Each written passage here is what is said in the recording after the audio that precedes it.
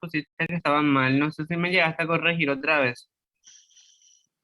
Todas las observaciones que me hicieron, yo volví a corregir. Ahora en particular, eso no me acuerdo, pero todo lo que las personas que me señalaron, algo que después vine a analizar y bueno, eh, le volví a agregar los puntos que le correspondían. Ahora en particular no me acuerdo, eso es, no puedo decir que, pero no, no creo que haya mucho error ahí. O sea, yo revisé todos los exámenes y otra vez, ¿verdad? Después de haber revisado con usted ahí, y ahí algunos me señalaron algunas cosas, y yo marqué y volví a, porque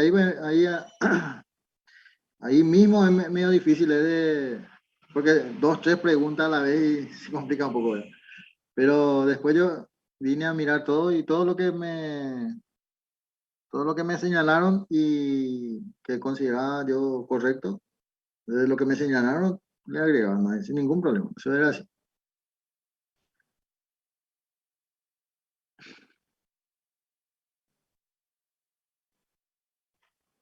Profe, ¿qué vamos a desarrollar hoy? Hoy vamos a ver la otra parte de el mecanismo de defensa. Eh, la vez pasada habíamos hablado la última vez, el último martes, eh, de complementos y sus actuaciones. Y ahora un poco la parte de inmunoregulación y también las inflamaciones. Eh, Ustedes por fisiología seguramente habrán ya desarrollado algo de inflamaciones, pero desde el punto de vista del mecanismo de defensa es lo que a mí me gustaría enfocar y sobre todo el uso indiscriminado de los antiinflamatorios.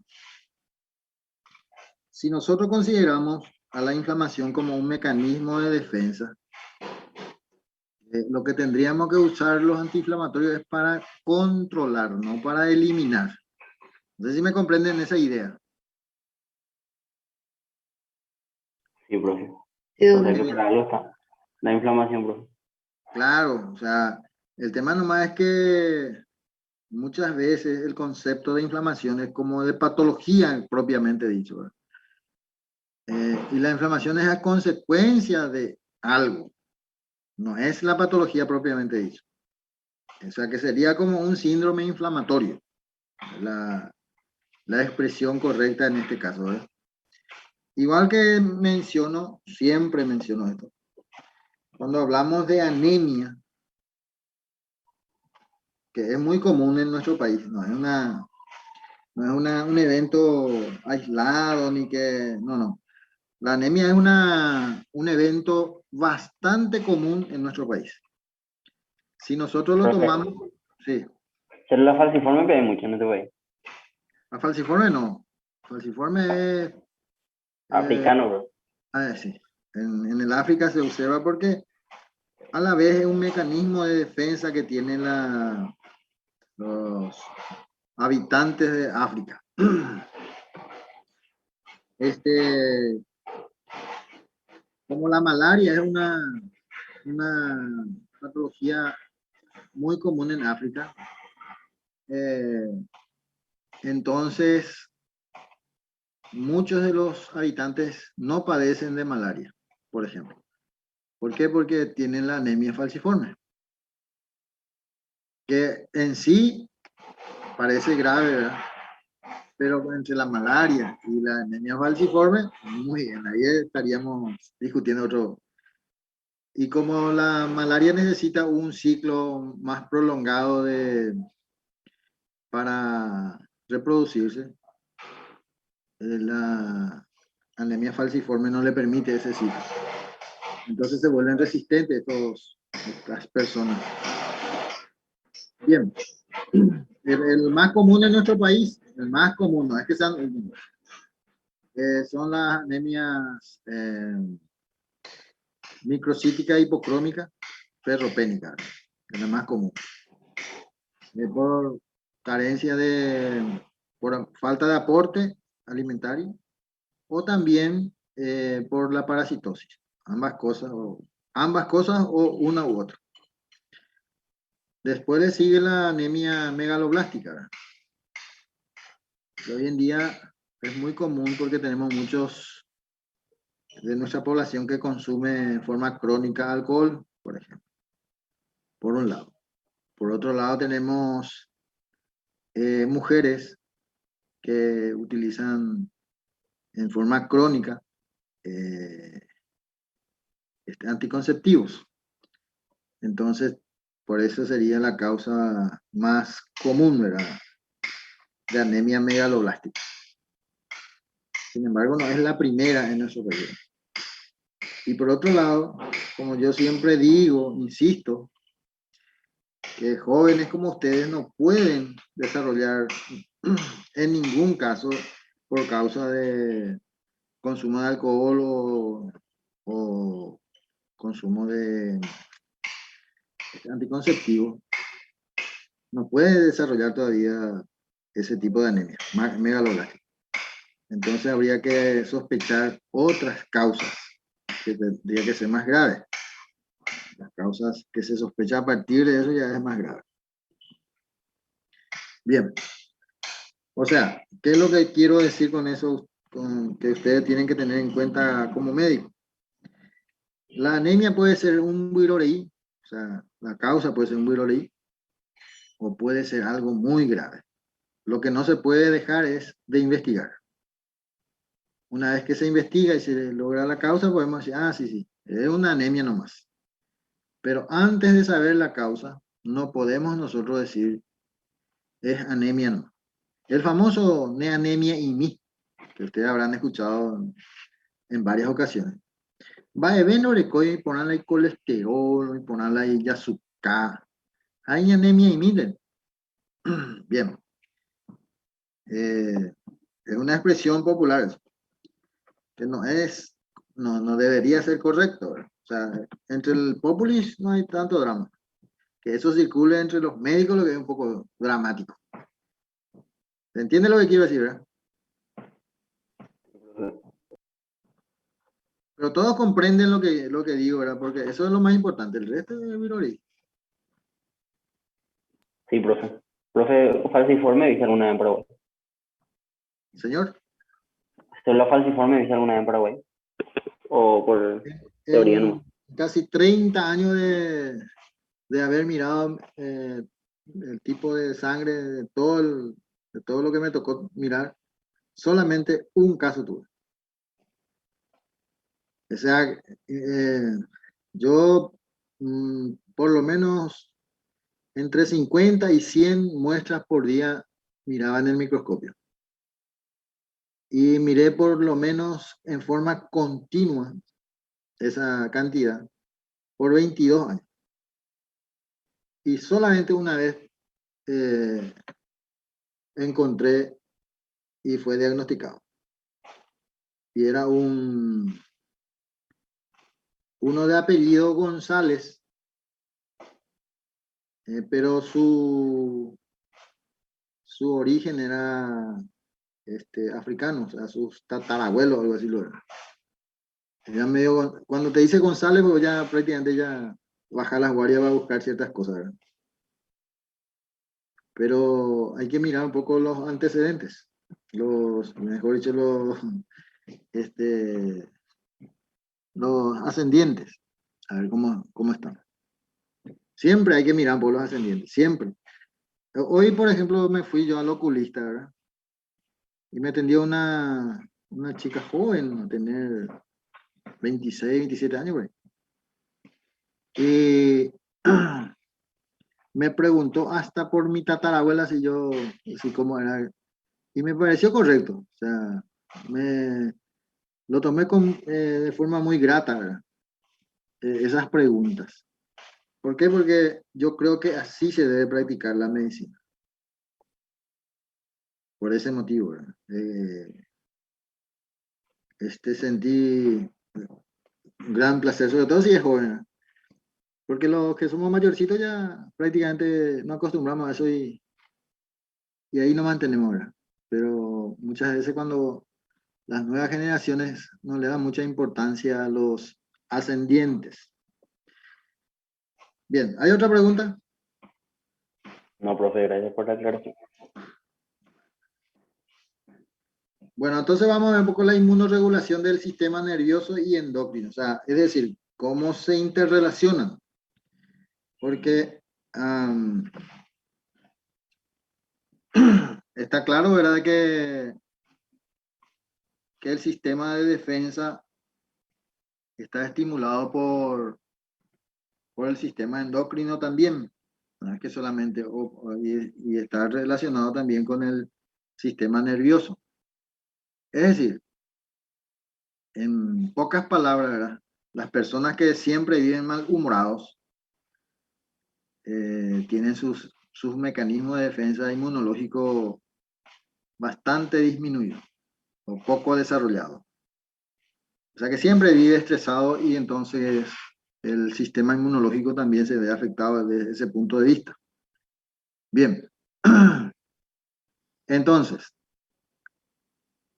tenemos esta interacción entre las células de los tres sistemas, inmuno, endocrino y nervioso, que poseen receptores. Fíjense un detalle muy importante que a veces cuando uno es estudiante no tiene presente, que son los receptores. Las células se comunican a través de los receptores, que son moléculas que generalmente son proteicas.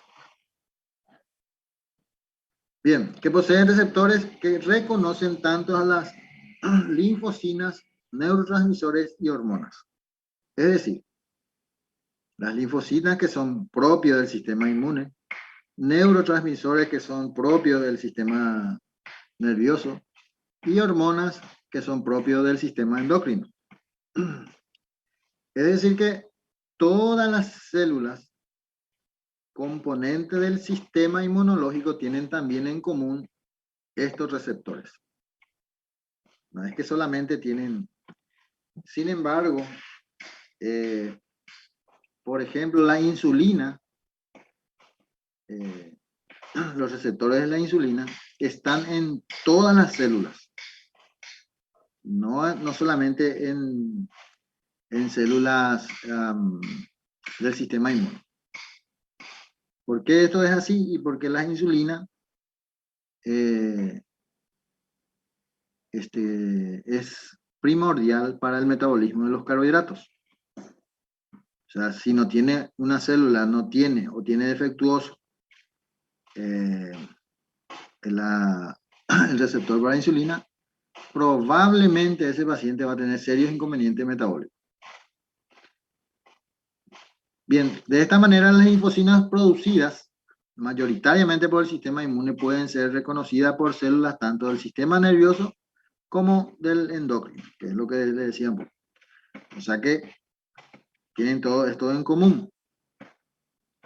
De igual manera podemos decir que de las hormonas y muchas de las cuales son reconocidas por el sistema inmune y nervioso a su vez.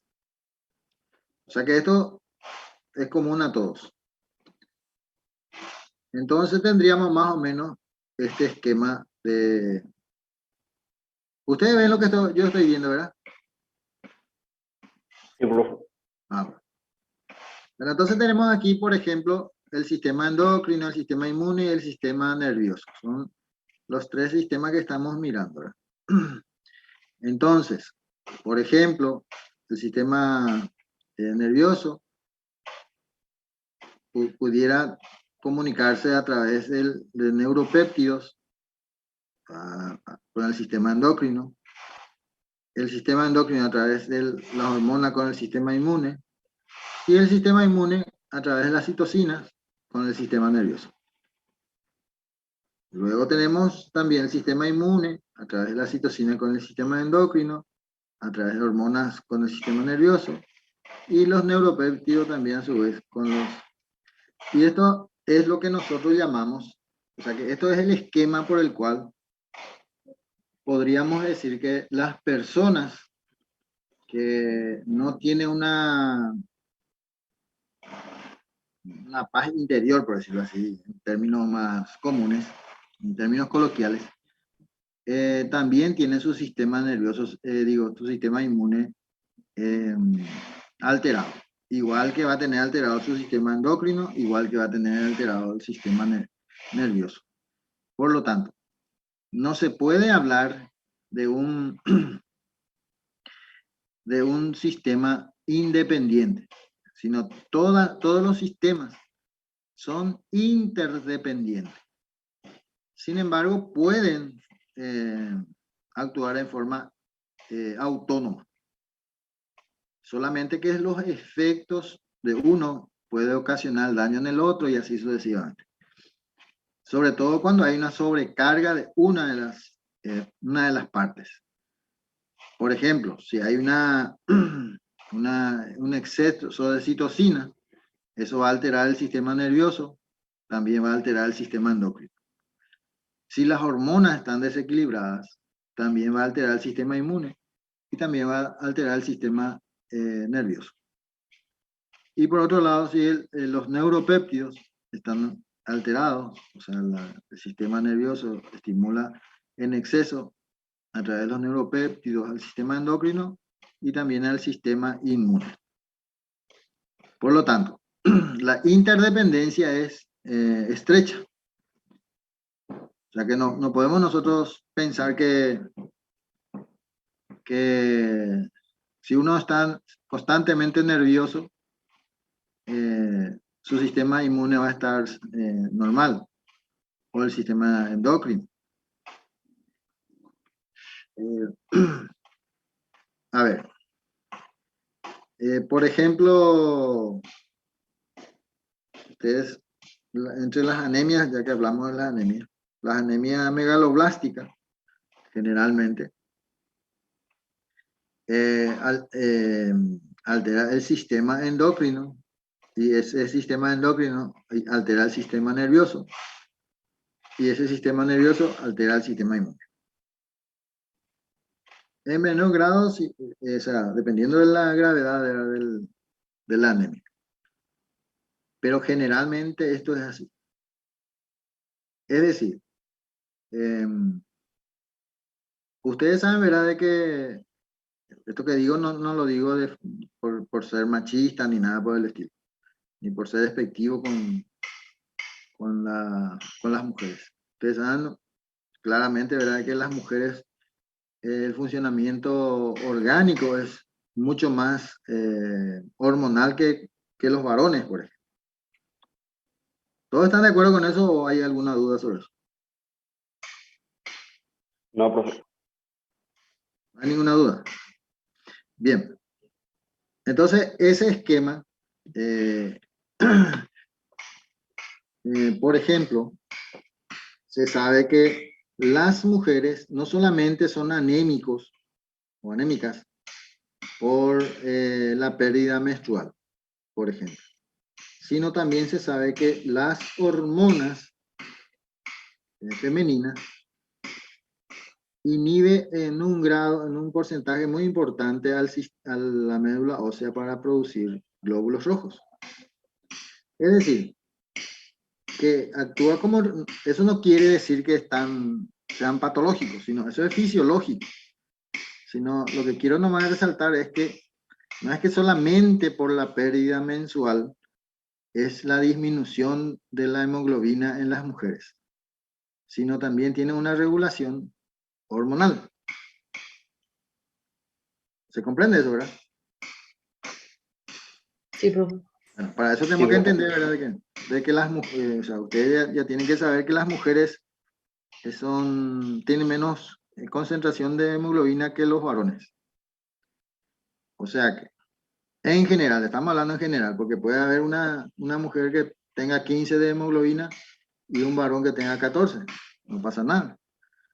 O sea, pero en general, en la población mundial, el promedio de hemoglobina en sangre de las mujeres son menores que por lo menos 1 gramo. Eso está aceptado mundialmente. No es una cuestión mía ni nada por el estilo. Hago esta aclaración porque muchas veces yo tengo expresiones que son más machistas que... Bien.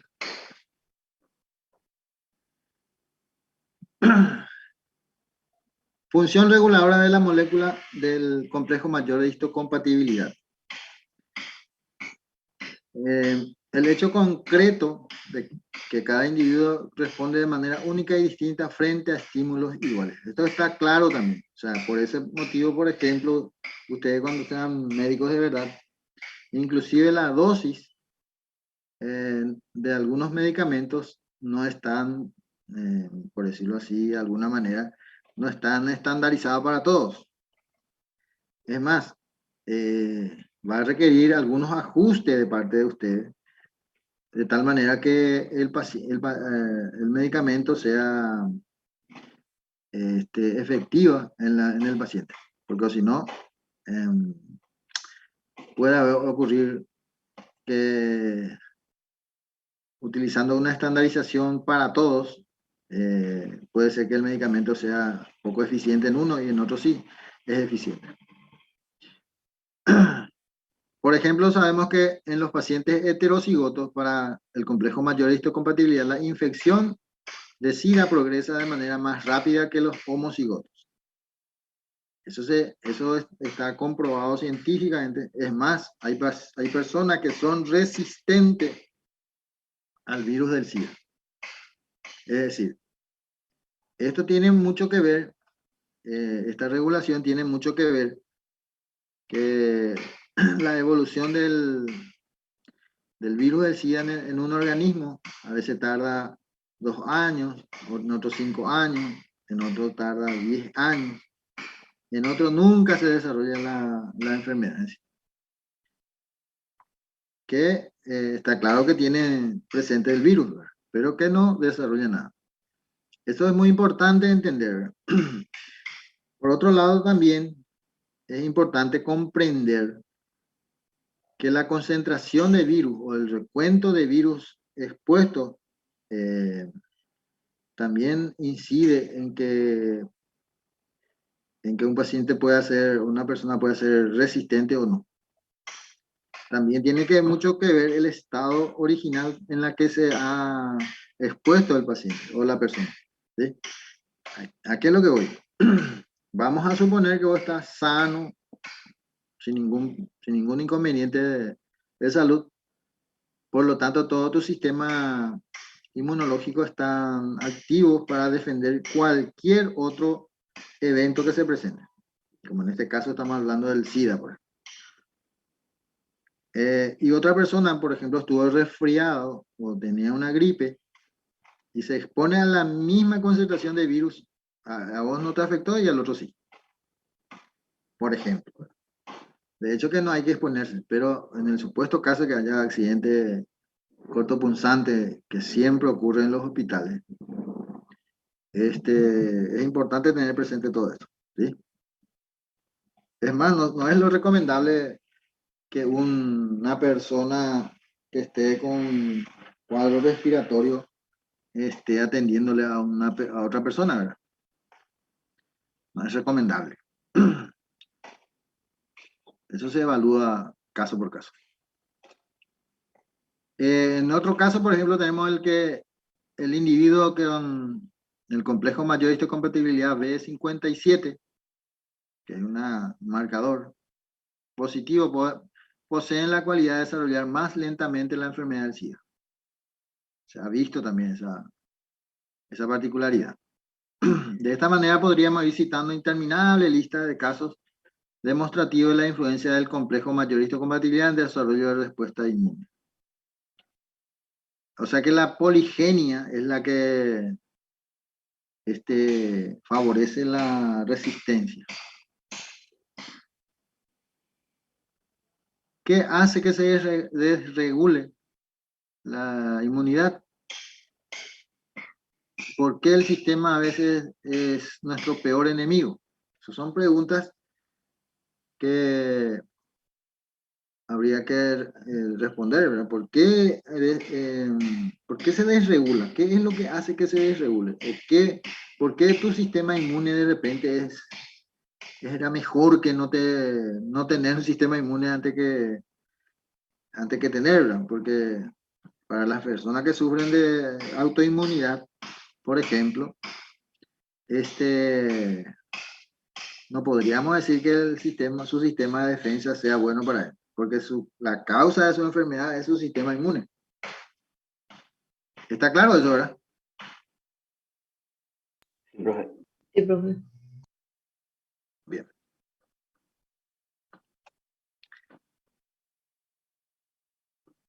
¿Por qué la inflamación es importante? Si nosotros consideramos, por ejemplo, un síndrome febril, ¿cuál es la importancia del síndrome febril? ¿Alguien me puede responder?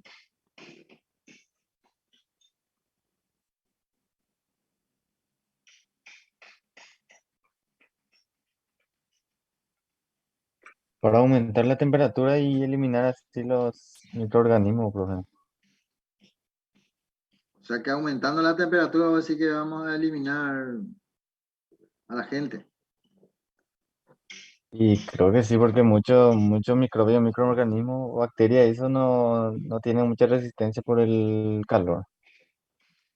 Ustedes saben, ¿verdad? Que los niños, por ejemplo, son muy propensos a los síndromes febriles. Los niños. ¿Y qué hace la mamá cuando el niño tiene fiebre? Se queda ahí tranquilita, ahí anda a jugar la tablet, ponerle la computadora que juegue, ¿o qué hace?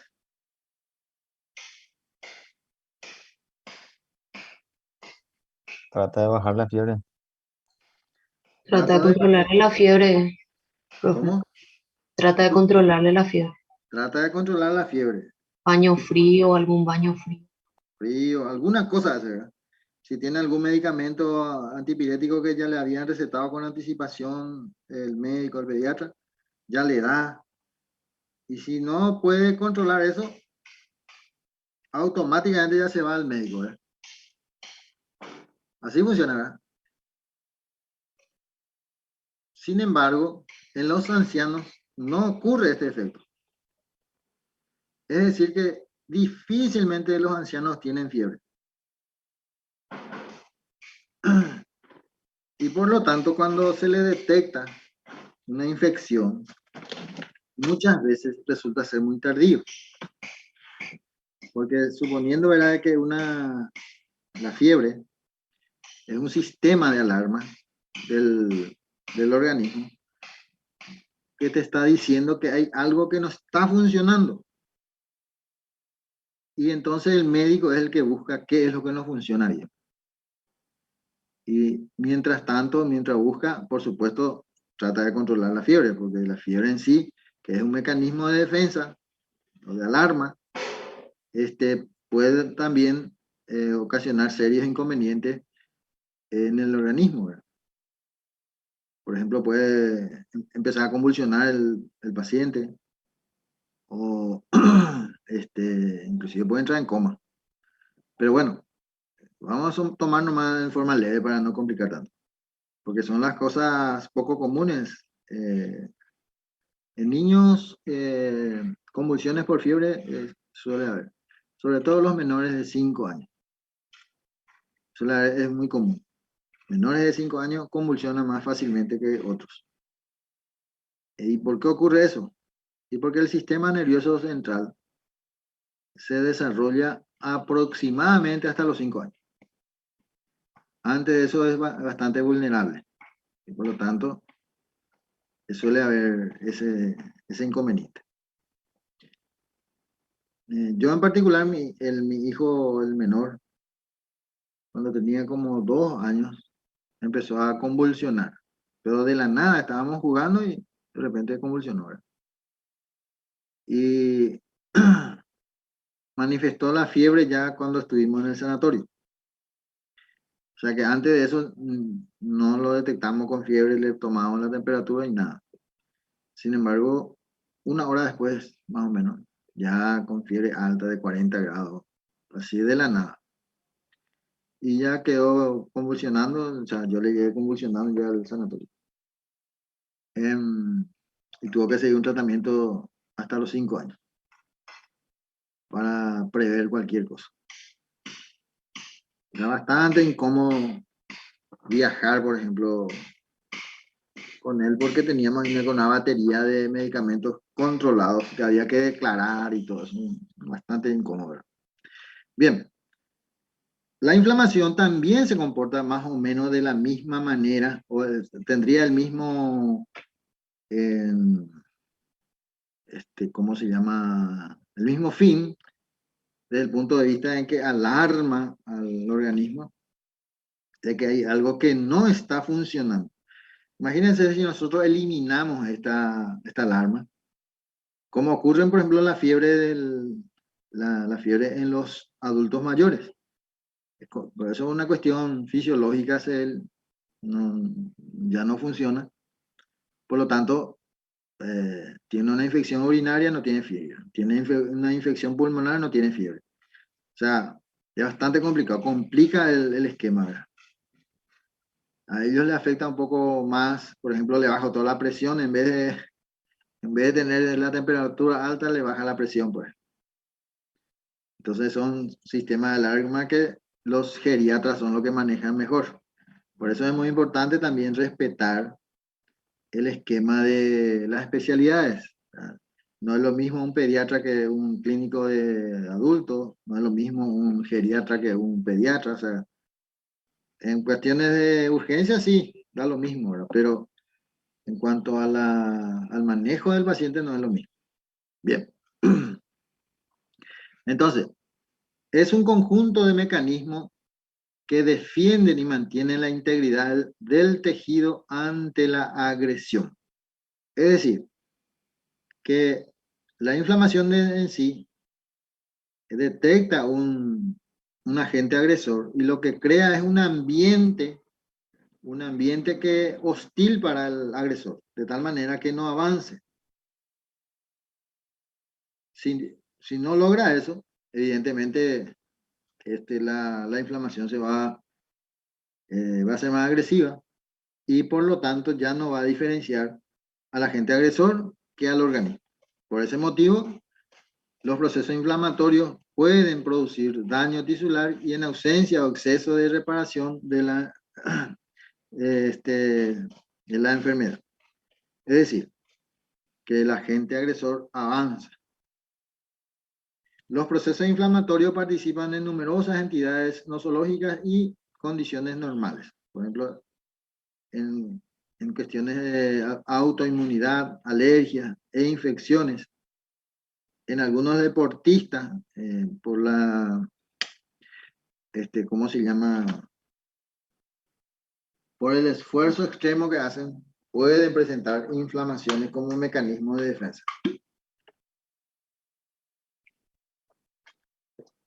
Es decir, que un deportista que presenta, por ejemplo, inflamaciones de la rodilla de forma leve, lo que le está diciendo al organismo, ¿sabes qué, hermano? Vos no podés más hacer ejercicio a ese nivel. Vos no te podés estar exponiendo a eso. Eso es lo que, si no le hace caso, evidentemente eso va a avanzar. Bien. Entonces, podemos considerarlo a la inflamación como una respuesta fisiológica de los tejidos vascularizados a una agresión, independientemente del origen del agente agresor. A veces una infección urinaria se manifiesta en las articulaciones de la rodilla, por ejemplo, aunque usted no lo crea. Eso suele ocurrir. Tiene un origen espacial que se llama foco y no temporal, que a partir de un estímulo. Y se caracteriza por una extravasación selectiva de células inflamatorias que intentan reconocer y eliminar al agente causal. Y la inflamación va a terminar con procesos de regeneración tisular y fibrosis. Ese es en el caso de que no se cronifique, ¿verdad? Que es lo más importante que hay que evitar, ¿verdad? Entonces, fíjense un detalle muy importante de lo que estamos diciendo. El uso de antiinflamatorio es para evitar que una inflamación se cronifique. La cronicidad es lo que hace daño. Y después hay niveles y niveles de inflamación. Acá tenemos de esta manera, ¿ven? Entonces sería el vaso sanguíneo, los polimorfos nucleares que van al foco de inflamación, en donde se están produciendo factores quimiotácticos, interferones, interleucinas. Esto es causado por una herida que atraviesa la piel. ¿Ven? Entonces, aquí todo esto pudiera ocasionar una inflamación. En el esquema del COVID, la inflamación era tan agresiva que en los pulmones ocasionaban serios inconvenientes y producían, ¿cómo se llama esto? Neumonías. De hecho que esto, al ser muy agresivos, los agentes patógenos van a ir avanzando y por lo tanto causando estragos en la zona de... Fíjense que de esta zona, lo más importante es saber que, entender mejor dicho, que en una inflamación, las células sanguíneas van a la zona de inflamación. Y esto aquí va a ocasionar, va a aumentar la temperatura, se va a volver más como si fuera que hay mayor circulación de sangre, o sea, se va a volver rojo. ¿Ven? Hay mayor permeabilidad de los vasos sanguíneos. Y si esto es más grave, por decirlo así, hasta estos neutrófilos que van aquí pueden morir aquí y formar pus, por ejemplo. Entonces ahí ya tendríamos otro tipo de evento. Pero siempre se empieza con una inflamación. Bueno. ¿Hay alguna pregunta que quieran hacer? No, profe. No. Aquí hay otro ejemplo, ¿ven? Que como las células inflamatorias van en el foco del inicio o el estímulo de la inflamación. Eso sería de esta manera. Bien. La inflamación puede iniciarse por mecanismos antígeno específico o no específico. Eso ya, por ejemplo, un corte es inespecífico. Sin embargo, sigue siendo inflamación. Inflamación y calumnia. No sé si escucharon ustedes el audio. ¿Sí? Te voy a acusar de inflamación y calumnia. Bien. Entonces, cuando es específico, el agente etiológico evidentemente presenta antígenos específicos. Y cuando no son específicos, como un corte o como una mordida de un animal o arañazo de gato o otro animal, eso no son específicos, ¿ya? Generalmente. Puede ser que las uñas también tengan antígenos específicos, pero bueno, ese ya sería caso muy particular. De hecho que un evento hematológico bastante complicado suele ser cuando un niño, por ejemplo, ha recibido arañazos de gatos en particular. O sea, no solamente de gatos, pero como en nuestro país y en las ciudades no hay animales silvestres. No podemos culparle a animales silvestres. Y entonces a los gatos.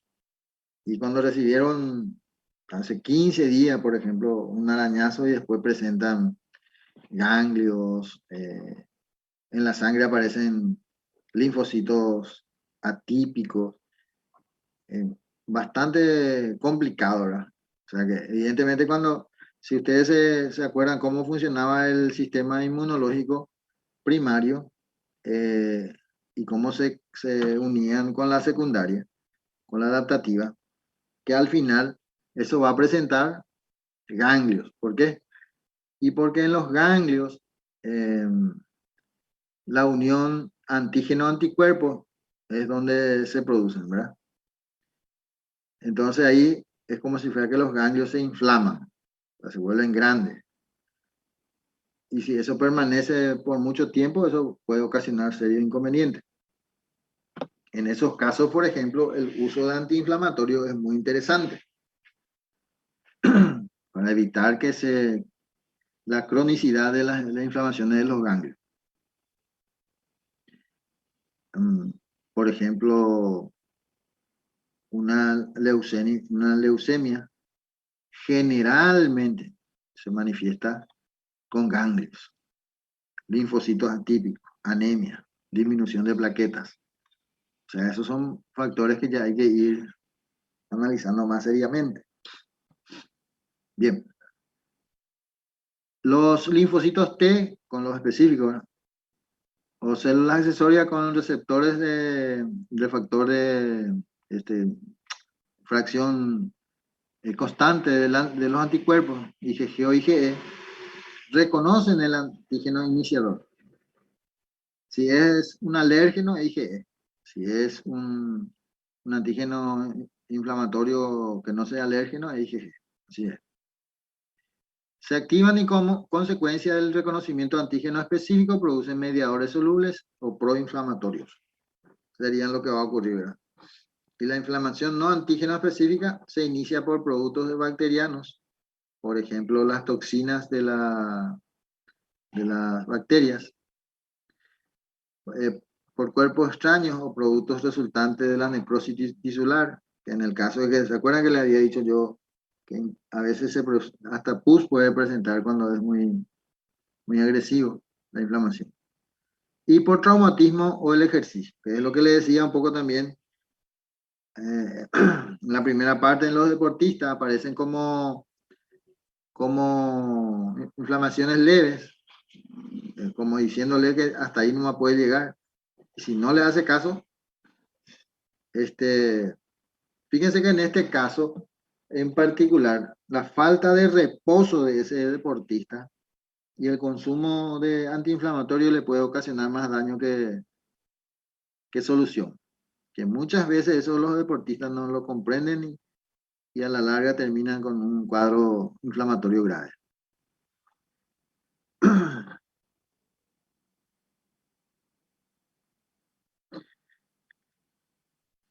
Cuando hablamos de inflamación, es importante diferenciar las agudas de las crónicas. En las respuestas inflamatorias agudas, minutos a días, se acumulan fluidos y proteínas y participan fundamentalmente plaquetas polimorfonucleares, sobre todo neutrófilos estimulados por TH1, pero a veces basófilos y eosinófilos estimulados por TH2. En las respuestas crónicas participan fundamentalmente células mononucleares, linfocitos y células fagocíticas mononucleares, monocitos y macrófagos estimulados por TH1. También se produce crecimiento fibroblástico, o sea que aumenta la masa en ese punto.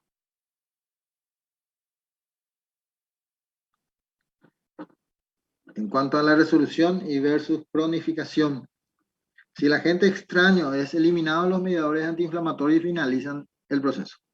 En este caso, por ejemplo, los antiinflamatorios espectacular, sin problema, en el sentido de que ayuda a eliminar al agente extraño. Si el agente no es eliminado completamente, el proceso inflamatorio persiste y evoluciona hacia una inflamación crónica, que es lo que pretendemos evitar nosotros.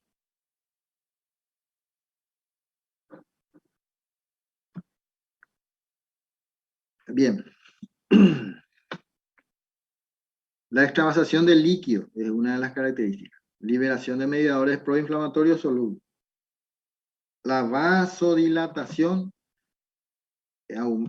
produce aumento del flujo sanguíneo, enrojecimiento, que es lo que decíamos hace rato, aumento de temperatura, calor e inducción a la respuesta de estrés, síntesis de proteínas en shock térmico, reparación y señalización de daños de metaloproteínas y metaloproteasas. Esto sería, ¿qué es lo que estamos diciendo en términos prácticos? La inflamación en sí aumenta la permeabilidad de los vasos sanguíneos. Es decir, que aumenta la diapedesis, aumenta la extravasación del líquido, o sea que hay una tumefacción en la zona de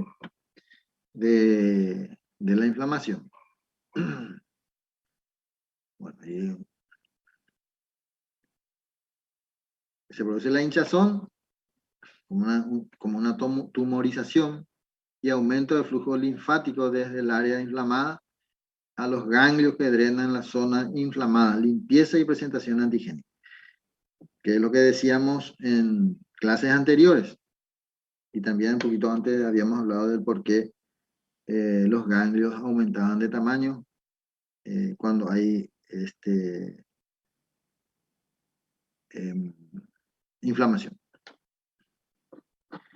También ocurre extravasación celular, no solamente de líquidos. Las células endoteliales expresan en su superficie moléculas de adhesión, producen citoquinas proinflamatorias, como la interleucina 1B, interleucina 6. En el esquema de lograr el nivel de inflamación ocasionado por el virus del COVID, el marcador que más se utilizó fue interleucina 6. Claro que acá en el Paraguay, como siempre, no tenemos los recursos para hacer estos estudios de forma masiva. Y se hacía de forma aleatoria. Eso es todo un tema, ¿verdad? Pero en otros países desarrollados se hacía de rutina ya. Es decir, a todos. Ustedes saben, ¿verdad?, que acá en el Paraguay hacer procalcitonina, que es un estudio hoy en día muy común, en el Paraguay no es tan común. Y es muy oneroso para hacer. Sin embargo, de a poco vamos logrando, ¿verdad? Pero muy de a poco.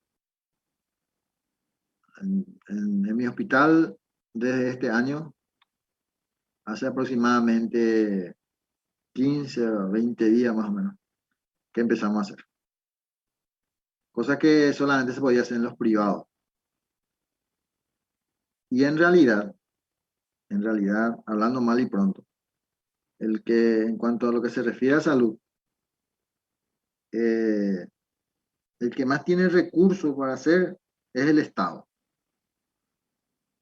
Es cuestión de voluntad política. En los privados es más difícil de lograr hacer, debería ser de esta manera, solamente que en nuestro país es al revés. Solamente en los privados es fácil hacer y en el público es difícil. Parece una cuestión contradictoria, ¿verdad? Pero la realidad es que no debería ser así. Bien. Las quimiosinas y las anafilotoxinas estimulan la expresión en membranas de leucocitos de la molécula de adhesión. Esto sería en el caso de la extravasación celular. Por eso es que ocurren estos eventos de inflamación. Por eso que acá TH1 y TH2, ¿se acuerdan? Los estimulan. Por eso que de repente, aquel que no está atendiendo la clase, por ejemplo, cualquier momento me va a decir ahora que el TH1 y el TH2 son los que producen la inflamación. En realidad no existe, no es que produce la inflamación, sino estimulan a través de las quimiosinas y linfoquinas que podían producir, que son de diferentes. Fíjense que acá, por ejemplo, se células T nuevo, prácticamente no tiene la capacidad de producir linfoquinas, ni interferones, ni nada por el estilo. Solamente estos, ¿verdad? Y fíjense que los macrófagos, por ejemplo, produce interleucina 12 que pudiera estimular a esto a dividirse y estimular, producir luego de ser estimulados. Antes de ser estimulados no hay caso.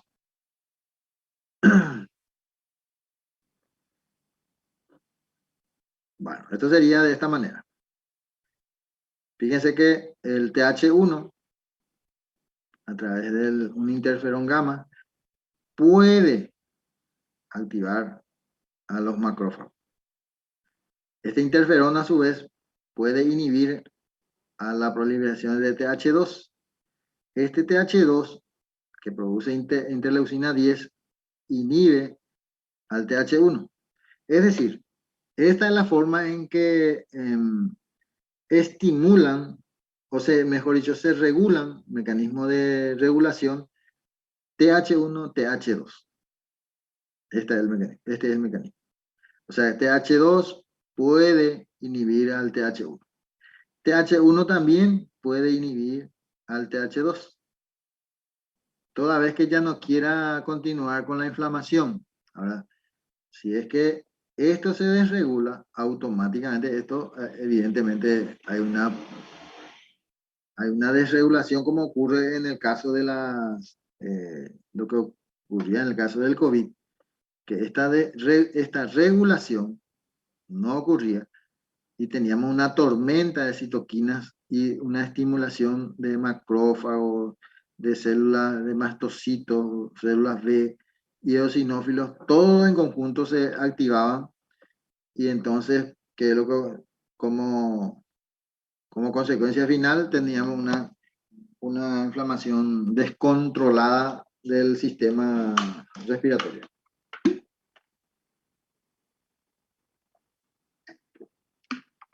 Normalmente esto debería ser así.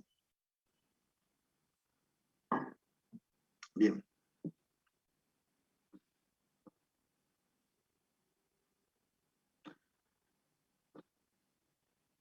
Entonces tenemos células inflamatorias. La inflamación del TH2, like, le llamamos así. La alergia o respuesta de hipersensibilidad inmediata es una forma especial de inflamación. El agente soluble es reconocido por inmunoglobulina del tipo E, con sus receptores 3, 4, IgE y factores de fracción constante del receptor E. Los linfocitos T producen interleucina 4, cambio de isotipo hacia inmunoglobulina E. Es decir, ¿quiénes son los que producen inmunoglobulina E?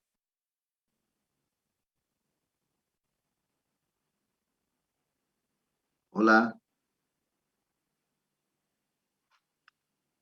¿Alguien está No ahí? son los péptidos, profe. ¿Quiénes son los que producen inmunoglobulina E? ¿Qué células? Son los péptidos, profe. No. La pregunta es, ¿qué células producen la inmunoglobulina E? Vendría a ser las células T, profe, ¿verdad? Las células, Linfocitos B, profe. Linfocitos Linfocitos B. B. muy bien, linfocitos B. Por eso es que cuando ustedes siguen la clase, porque así parece ser que cualquiera nomás puede producir inmunoglobulina. Solamente, pero estamos hablando, solamente, no importa qué tipo sea. El cambio de isotipo es una cosa, pero solamente B pueden producir inmunoglobulina. Otras células no pueden producir. ¿Se entiende la idea, verdad?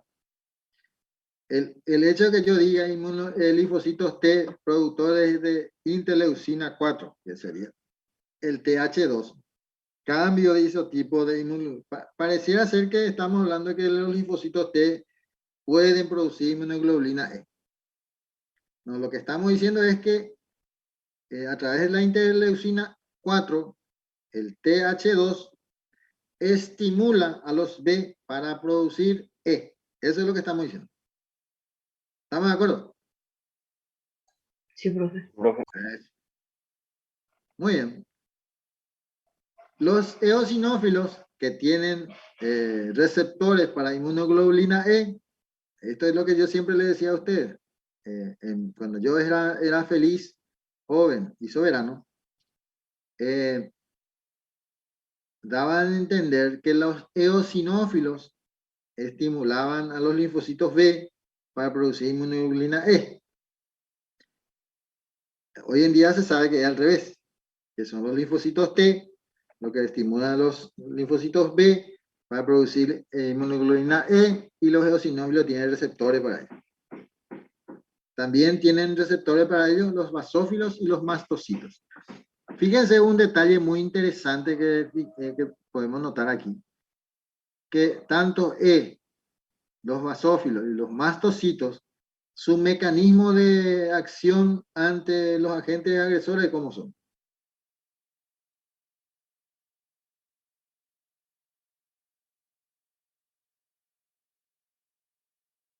¿No se acuerdan?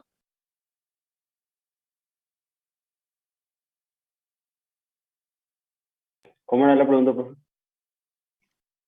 Los eosinófilos, los basófilos y los mastocitos, su mecanismo de acción frente a los agentes agresores, ¿cómo son? ¿Cómo actúan cuando hay un agente agresor? Sistema de complemento no.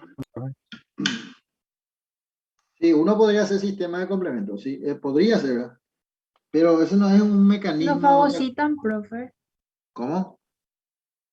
No harían fagocitosis. No. Es la degranulación. O Mediante sea, enzima ¿eh? puede ser. Bien, entonces, fíjense que al tener receptores E, de inmunoglobulina E, entonces lo más probable es pensar de que la inmunoglobulina E estimulan a los eosinófilos, a los basófilos y a los mastocitos a degranularse. ¿Qué es lo que tienen esto en su interior, dentro de sus gránulos? Podemos hablar, por ejemplo, que tiene histamina, que tienen, ¿cómo se llama esto? Heparina, tienen enzimas, y estos son los que atacan Esto sería de una forma natural, pero ¿qué pasaría, por ejemplo, en una alergia, en una inflamación alérgeno? ¿Qué es lo que se toma cuando uno tiene alergia?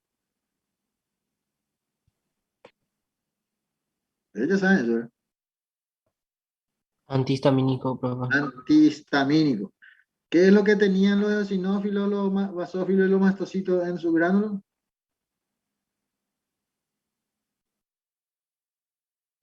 Histamina, bro. Histamina. ¿Ven? ¿Ven cómo funciona esto? O sea, no es una cuestión así tipo mágico, sino tienen una lógica esto.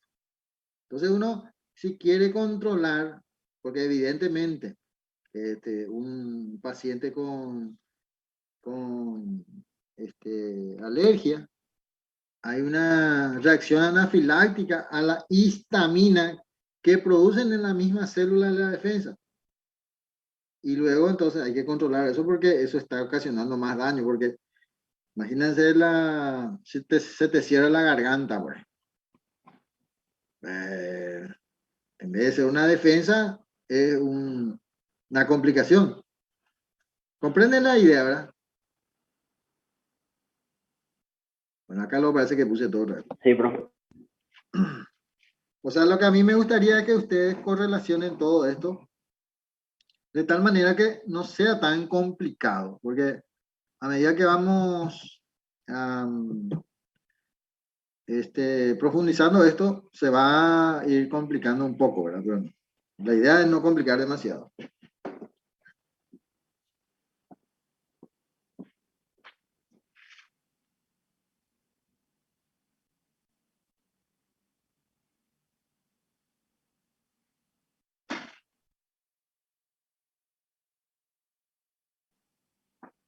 Bueno. Bien, entonces acá tenemos, ¿sí? Me desconecté un ratito, profe. Mi internet está un poco feo acá el tiempo en casa y mi internet se va toda la hora por si llama a la lista también. Bueno, ¿cuántos ya somos? 35. Y podemos llamar ya a la lista para la gente que tiene problemas de internet, ni no pueden tener problemas. ¿Por qué le parece? Dale, profe. Desde ayer, profe, está así el internet, generalizando todo. Sí, yo sé lo que es la ANDE y todo este tema de llovizna y ya te creo. Leo.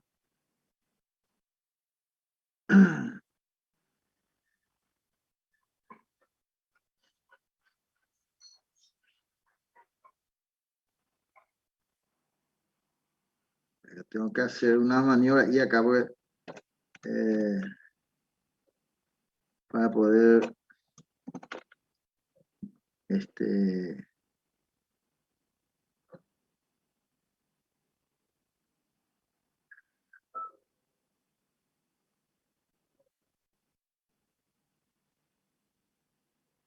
acá este. Creo que ya está ahí para. Bueno, ahí voy a llamar, ¿sí? Para todos aquellos que tienen problemas, entonces van a que no se preocupen tanto. Achucarro Narváez, Presente, profe. Añasco Fernández,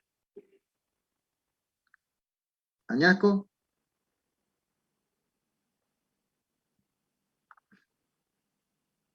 Antunes, Presente, profe. Araujo, Paredes, Presente, profe. Arias Machuca, Presente, doctor. Arrúa Gaona, Presente, doctor. Báez Cardoso, Tamara Antonella.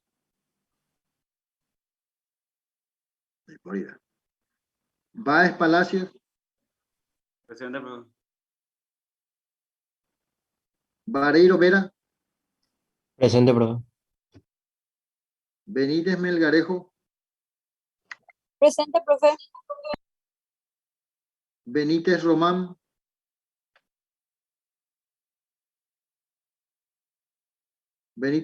no está. Cardoso Vera, Presente. Chamorro González, Presente, doctor. Llena Reyes, Presente, doctor. de Sousa Ferreira, de Sousa, Duarte Aveiro, Duarte, Florentín Portillo, Presente, doctor. Gallagher Barreto, Alessandra Belén, por ahí Gallagher. Demasiado lo da usted de tiempo para dormir. Gómez Rodríguez. Presente. Yo creo que muchos de ustedes pequeños. Han Park, Jazmín, Anaí. Profesor, presente. Eso, cambio de hoy todo. Jara Ibáñez, Presente, doctor. Leguizamón Alfonso, Presente, doctor. López Benítez, Presente, doctor. Lugo Dávalos, Sol Micaela, Lugo Grance, Liz Marlene. Presente. Profe, presente, Lugo Dávalos. ¿De qué es Lugo Dávalos? Ya pillaba ahí. Mallorquín Cabral, Presente. Martínez Camargo, Presente, doctor. Medina Portillo, Presente, doctor. Moraes Sol. Presente. ¿Recibiste, Moraes, ese resumencito que te envié? Sí, profe. Ese sería interesante que compartir con los compañeros. Sí, ya les envié, apenas me enviaste, ya compartí con ellos, profe. Entonces los compañeros es importante leer eso. Bien. Ocampos Encina. Ese resumencito es de una universidad española que yo estoy suscrito ahí y me envían las novedades. No son las últimas, pero estarían los próximos a las últimas.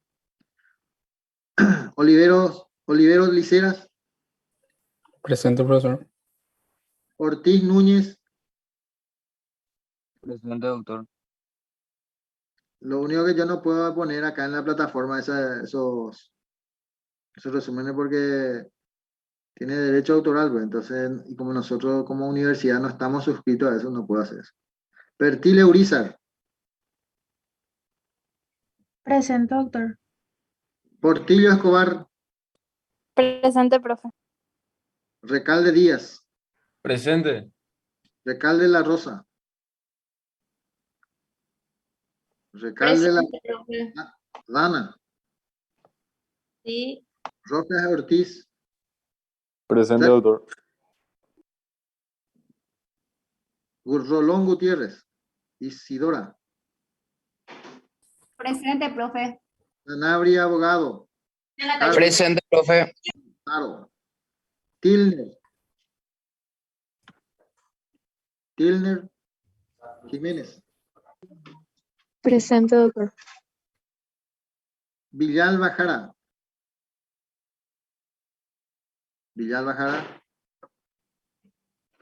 está bien.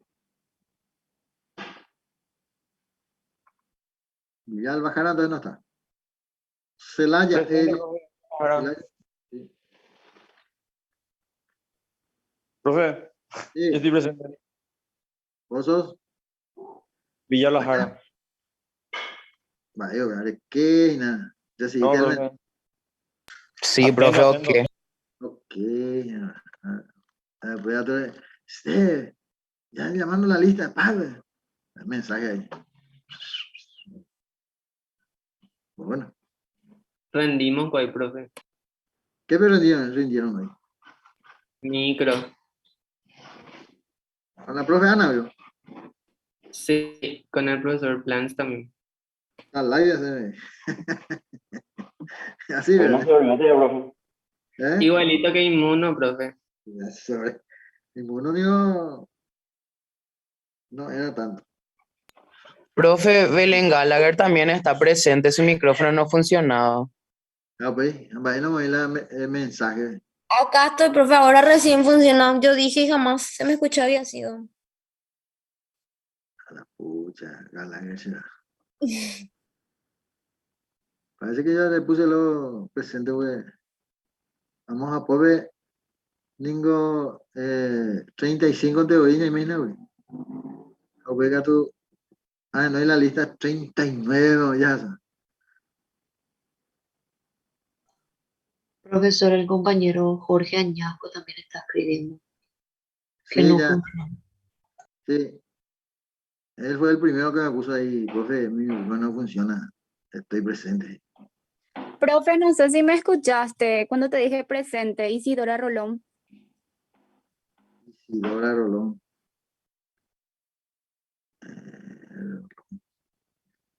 Parece que te escuché. Rolón, sí. Ahora voy a decir quién es el único que le puse ausente. Benítez Román, Diana Lely. Después de Sousa Ferreira Samara y Duarte Aveiro Osvaldo. Después del rollete, no, acá hay uno. Ocampos Encina. Diana Lely también está, profe, pero recién me escribió que también se fue su internet. Yo no estoy. Acá sí que alguien ya. Bueno, Diana Lely, profe, me está escribiendo acá, ella estaba en la clase, pero también se le salió porque el internet no sirve. Yo lo que sospecho que vos, Antunes, sos medio abogado del diablo, lento. ¿Cómo se llama? No, porque ¿de qué me sirve ser abogado del diablo y no cobrar nada? Se fue al baño, profe. ¿Cómo se llama, me dijiste? Alelí, ¿cuánto? Diana Lely, profe. Estaba presente, pero se le expulsó por tema de internet nomás. ¿Pero cómo era su apellido? Diana Lely Benítez. Ahí está. Ya le puse a... Bien, entonces, vamos a tratar de terminar esta parte para...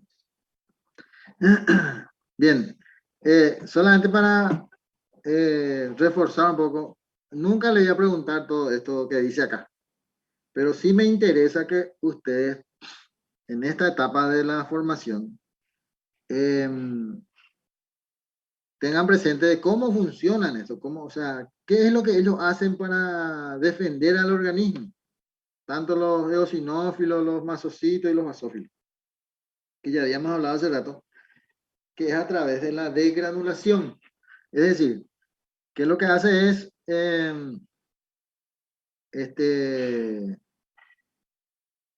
a través del estímulo de los TH2, lo que producen es eliminar sus gránulos en el sistema. De tal manera que eso sería lo que van a actuar. Un ratito que tengo que atender esta llamada, porque era un equipo que se descompuso y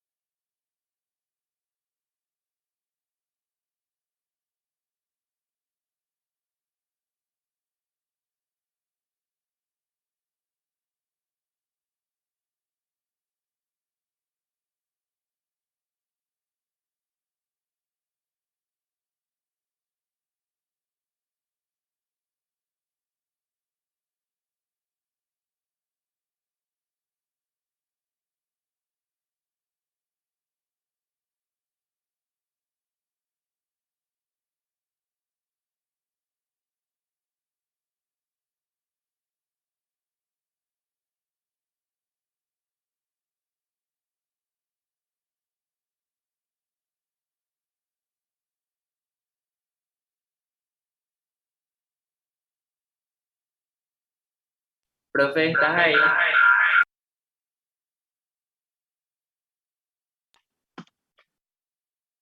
sí, estoy acá. Solamente que recibí una llamada por un equipo que se me descompuso esta mañana y era problemático. Disculpen la... Ah, profe, yo ya te estaba poniendo presente, pensé que tu internet se cayó. No. No sé, yo le avisé, pero no sé si me escucharon. Me llegaron a escuchar. Bien, a lo que decía un poco en este punto es que esto que les pongo acá es solamente para tener idea de qué es lo que tienen los gránulos y que ustedes tengan en cuenta la forma en que estas células actúan para defender al organismo. ¿Me entienden, verdad lo que digo? Porque estas, supongo que ahora cuando den otras asignaturas como, no otras asignaturas, sino desarrollen el capítulo de hematología, van a también tocar esos puntos. Pero a mí lo que me interesa desde el punto de vista de la inmunología es que estos eosinófilos, basófilos y mastocitos actúan de esta manera, degranulándose y a su vez produciendo ciertas citoquinas, como es la interleucina 3, el factor de crecimiento de granulocitos y monocitos, interleucina 5, que prolonga la supervivencia de todo esto. Y algunos proinflamatorios. como la interleucina 6, interleucina 8 y el factor tumoral, alfa. ¿Estamos? Sí, profe. Yes. Profe, Es decir, que estas células están recubiertas de inmunoglobulina E e inmunoglobulina G. Y son muy ricos en gránulos repletos de histamina que la vierten al exterior produciendo fuertes respuestas inflamatorias. Cuando son estimulados pueden dañar la membrana de los parásitos. Bien, hay que tener en cuenta que esto es en condiciones normales. ¿Ya? Esto es su efecto. ¿Estamos de acuerdo? Sí, profe. Cuando estamos en condiciones frente a un alérgeno, frente a otros tipos más fuertes de una reacción anafiláctica, por ejemplo, actúa ya en contra del organismo. No es que en contra de algunos parásitos ni nada por el estilo. Pero esta es la forma común que suelen participar en la defensa, ¿verdad? Por eso cuando ustedes sean médicos de verdad, la presencia de eosinófilos en torrente sanguíneo van a interpretar como una de las causales podría ser parásitos intestinales, por ejemplo, o que sea el paciente alérgico, o en caso de que sea alguna enfermedad un poco más complicada como el síndrome de Lofle, que es una complicación hepática y pulmonar a través de las granulaciones de los eosinófilos, que se diagnostica por biopsias, no por la sangre. Pero puede presentarse como uno. ¿Estamos de acuerdo? Sí, profe. Los mastocitos y los basófilos, receptores de afinidad para inmunoglobulina E, muy alta, que de 10 a la quinta, 10 a la sexta por célula, o sea que extremadamente sensible a la inmunoglobulina E. Su entrecruzamiento provoca la activación y liberación del contenido de sus gránulos, producen quimiosinas y la activación de complemento 5A, que es la convertasa, también provocan degranulaciones y derivan de precursores comunes, basófilos en la sangre, mastocitos en los tejidos conectivos. ¿Qué es lo que estoy diciendo acá en términos prácticos? Que cuando un basófilo migra a los tejidos, se convierte en lo que conocemos como mastocitos. Por eso muchas veces, a los basófilos se le dicen células de la muerte. No es que ellos son los que matan, sino en un paciente grave, cuando hay aumentos de basófilos en sangre, eso es una indicación prácticamente sin falla de que ese paciente va a morir. Se le llaman por eso células de la muerte. Pero como digo, no tienen que interpretarse como que eso es lo que le mata. ¿Sí? Bien. Esto de los gránulos que tienen los mastocitos y los basófilos, histamina, proteoglucanos, heparina, todo esto. También produce prostaglandina del tipo 2, leucotrienos y factor de activación de la plasmina, que son ya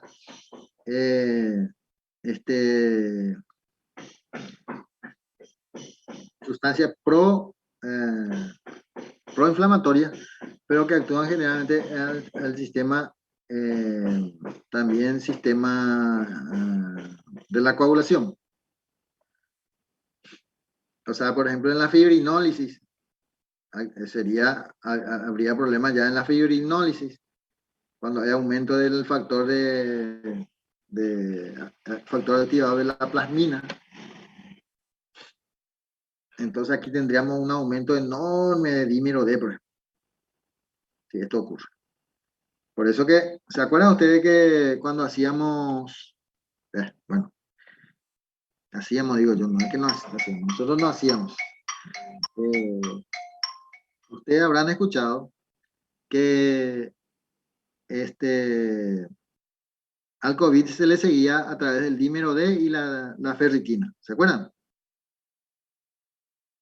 ¿O ninguno de ustedes lo está inmiscuido en ese tema? Ahora escucho, profe. Sí, ¿Eh? profe. Ven que eso era comentario, o sea, por más que uno no esté en el tema, si uno le seguía un poco a cualquier paciente del barrio, del vecino, el qué sé yo, se tiene que hacer su dímero de ese, tiene que hacer su ferritina para ver si cómo está, ¿se acuerdan? Bueno, esto es lo que estamos hablando, ¿verdad? Bien, fundamentales en las reacciones frente a parásitos de las mucosas gastrointestinales y en las reacciones alérgicas, respiratorias, gastrointestinales y dermatológicas. Bueno, esto yo siempre digo, no sé por qué motivo los libros hablan de todo, gastrointestinales y todo eso, ¿verdad? En el fondo, casi todas las manifestaciones más tarde, más temprano, se observan en la piel, casi todas. Por ejemplo, aunque usted no lo crea, una leucemia muchas veces aparece un grano nomás en la piel. Y de la biopsia, que un grano que nunca se cura, evidentemente. Se hace la biopsia de ese feroleucemia, y sobre esas leucemias que son agresivas, eso que son 3, 4 meses de vida. Bien, los basófilos suelen encontrarse en circulación, mientras que los mastocitos esencialmente se ubican en los tejidos. Que es lo que le decía un poco yo, en realidad,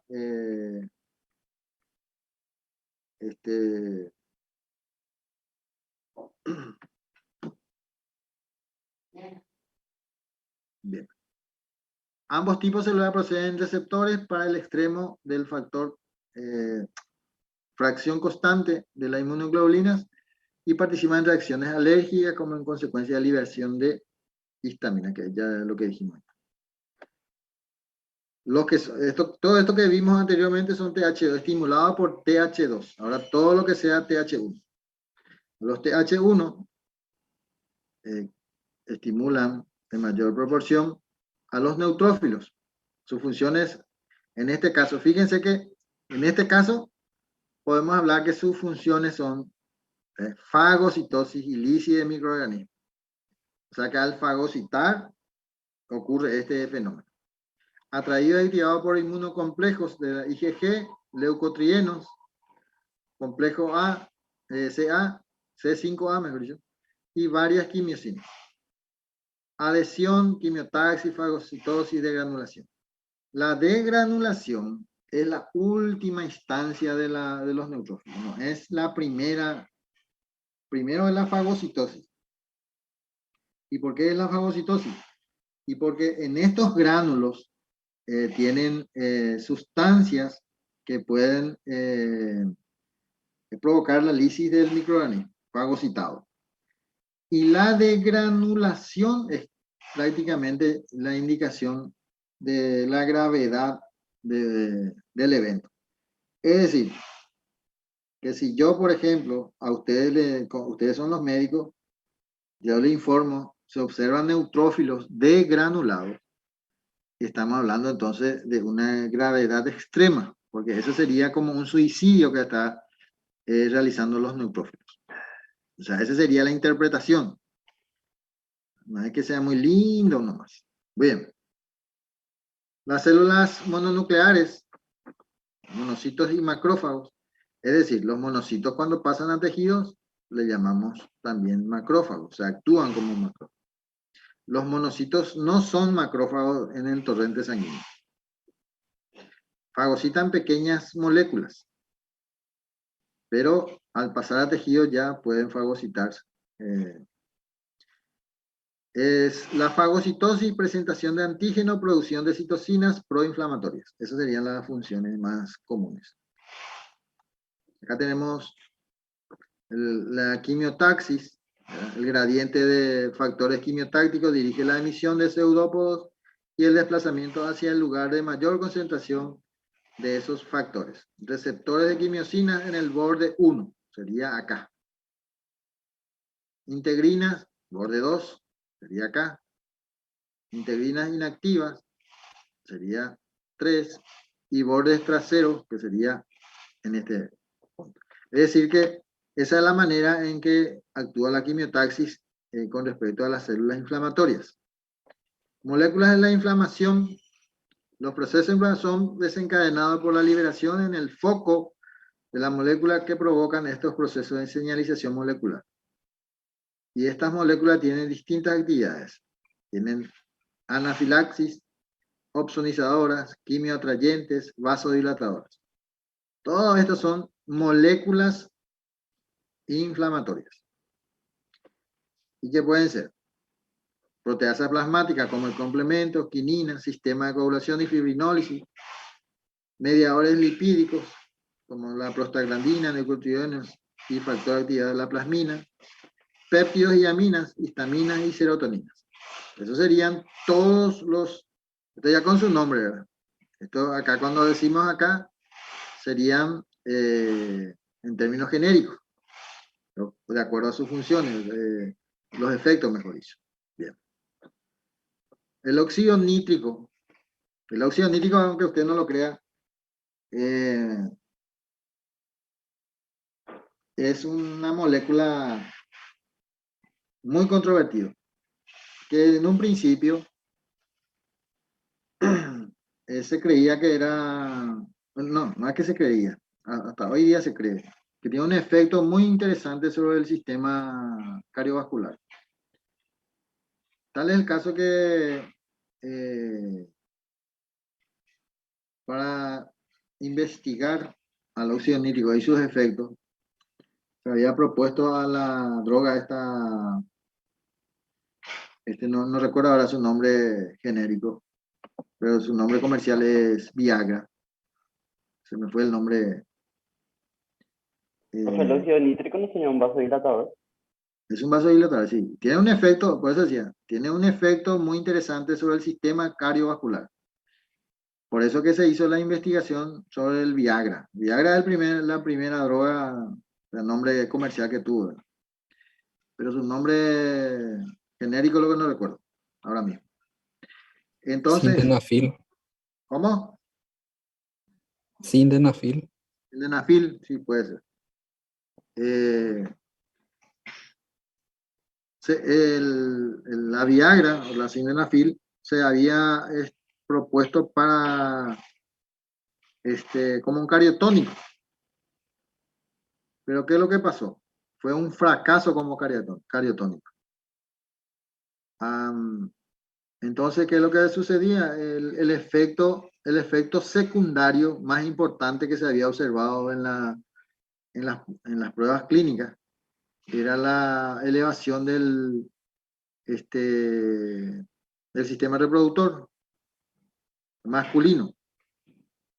Entonces, los farmacéuticos, ni corto ni perezoso, siguieron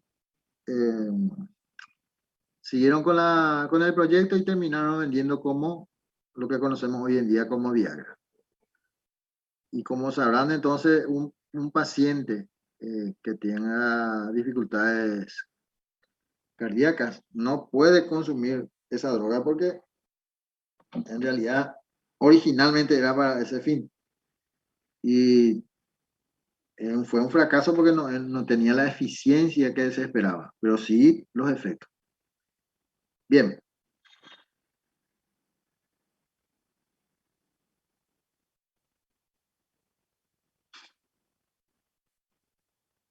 Entonces, resumiendo un poco todo eso.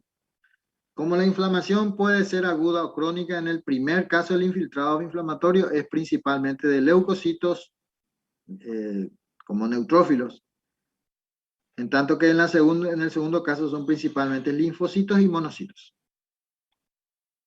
En la extravasación de los leucocitos participan en forma secuencial diversas moléculas de adhesión y citocinas siguiendo las siguientes fases. Interacción inicial de los leucocitos con el endotelio, rodamiento del leucocito sobre el endotelio, activación de los leucocitos, adhesión firme al endotelio y finalmente extravasación y migración transendotelial a tejidos. Como consecuencia de todo esto, migran hacia otros tejidos y órganos abandonando el torrente sanguíneo siguiendo un patrón que es equivalente para neutrófilos, monocitos y linfocitos.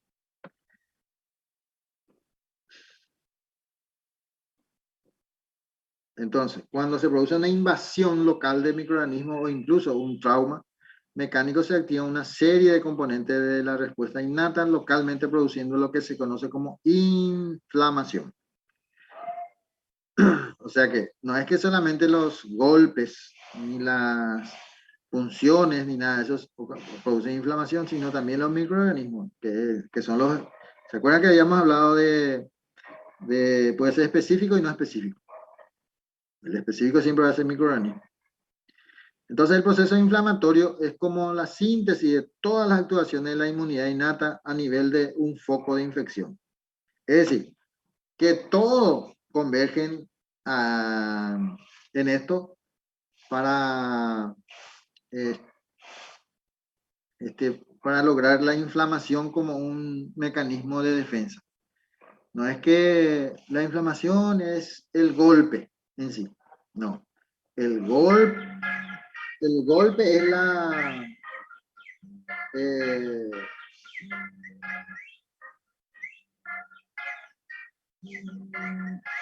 no sé cómo rechazar el llamado. El golpe es lo que estimula, nada más, a la inflamación, o el trauma, por decirlo así. O también puede ser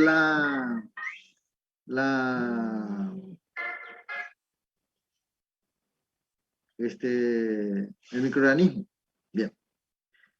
Entonces, en la inflamación se ponen en marcha elementos que interfieren con el invasor y además generan señales encaminadas a atraer nuevas células al foco al objeto de contribuir de manera más eficiente a la destrucción del invasor. Eso sería el objetivo final de la inflamación. Por eso que es un mecanismo de defensa. Ahora, lo que sí hay que tener presente siempre es que la extravasación de la exacerbación de la inflamación debe ser controlada, sí o sí. No se debe decir, sí, su mecanismo de defensa funciona bien, por eso que se está inflamando. No, esa no es la actitud del médico. Bien. Sol, Tapio Sol ahí, Sol Moraes, que es la delegada. Hola, Sol. Sí. ¿Sol de verano veo o sol de...? Bien. Sol, para hacer una ayuda más para los muchachos que para el próximo examen seguramente se les va a dificultar más recuperar sus puntos. Vamos a hacer unos trabajos prácticos, ¿sí? Bueno, profe. Entonces lo que yo necesito es que se conformen dúos. Entonces, si me pasa la lista Sol, yo voy a armar los temas y ustedes van a alzar o sea, yo le voy a alzar también los temas, la lista con sus temas. Voy a alzar en la plataforma y ustedes cuando llegue el tiempo, alzan también. ¿Está bien? Dale, profe. Porque aquellas personas que no tuvieron buen rendimiento en el primero, que fue más fácil. Fue fácil porque son la base de se le ha complicado un poco más. Entonces vamos a hacer unos trabajos prácticos que vamos a hacer valer 10 puntos, ¿sí? Sobre el examen del segundo parcial. O sea, el examen parcial va a ser de 90.9. ¿Se entiende la idea, verdad? Sí, profe. Sí, profe. Entonces, aquellas personas que ya prácticamente 10-0 movió por un examen. Para que no tenga tantos inconvenientes. En lo posible si pudiera ser esta semana, ¿verdad? Porque el examen, el próximo examen, ¿cuándo es? Ahora estamos el 3. Yo creo que estaría por el 22, por esa. el próximo examen.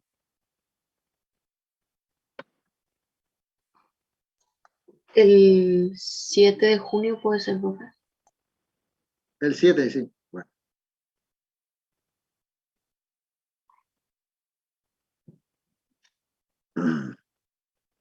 No entendí, Fertile. Ah, sí, entendí. No, los temas no son muy complicados, por lo tanto, más de dos ya se van a molestar. Es decir, vamos a ser claros, en este asunto. Normalmente cuando es de a dos o de a tres, uno nomás lo trabaja y los otros dos ni en bota nomás lo ven. Eso que es así. Acuérdense que yo antes de ser profesor era estudiante. Entonces, hay lento lo digo. Entonces, de a dos porque ya es suficiente. Los temas no son muy así complicados ni tampoco muy largos. Por eso no. Entonces, en lo posible, si me envías esta semana los dúos, y yo entonces en un zapeite voy a armar los temas y ya le alzo en el sistema, en la plataforma. ¿Le parece? Sí, profe. Profe. Y acuérdense que eso va a valer 10 puntos. ¿Qué significa eso? Es decir, no es que solamente, quiero que sea claro, no es que solamente es para ayudarles, como en puntos, sino también es para que puedan correlacionar un poco con lo que pretendemos, ¿verdad? Con la competencia que queremos que adquieran. Porque así como está, parece ser que solamente para los puntos, ¿verdad? Que yo estoy seguro que ustedes lo toman de esa manera, pero tiene que ver también del lado de los profesores que en realidad esos temas, aparte de ayudarles en los puntos, les ayuda a comprender mejor algunos esquemas. ¿Estamos? Sí, profe. Bien. Si no, si le parece, podemos dejar acá, ¿sí? Dale, profe. Dale, Eh, profe. Está.